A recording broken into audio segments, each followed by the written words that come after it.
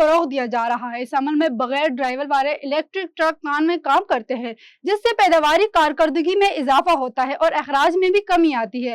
مزید تفصیلات جانتے ہیں بیجنگ سے شاہدہ فراز خان کی اس رپورٹ میں۔ چین کے اندرونی منگولیا خود اختیار علاقے میں واقع ایک کھلی کان میں ہونے والی سمارٹ کان کنی کے عمل کو 30 سے زائد ممالک کے 400 سے زائد مہمانوں نے دیکھا، جنہوں نے اس منظر کو سائنس فکشن فلموں جیسا قرار دیا۔ زیرو کاربن سمارٹ کان کنی کو فروغ دینے کے حوالے سے چین کی کاوشوں سے حاضرین بے حد متاثر ہوئے۔ اس کوئلے کی کان میں 100 سے زائد بغیر ڈرائیور والے الیکٹرک ٹرک کام کر رہے ہیں، جو اس وقت دنیا میں بغیر ڈرائیور والے الیکٹرک ٹرکوں کا سب سے بڑا بیڑا ہے۔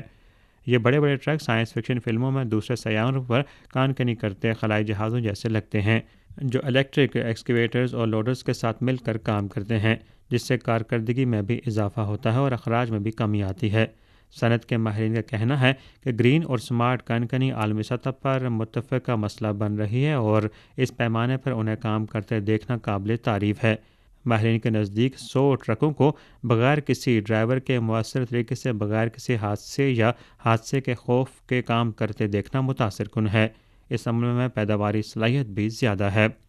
چین اپنے صنعتی نظام میں مصنوعی ذہانت کے اطلاق کو مسلسل فروغ دے رہا ہے، جس سے صنعتی اپ گریڈیشن کو بھی ایک نئی تحریک اور قوت ملی ہے۔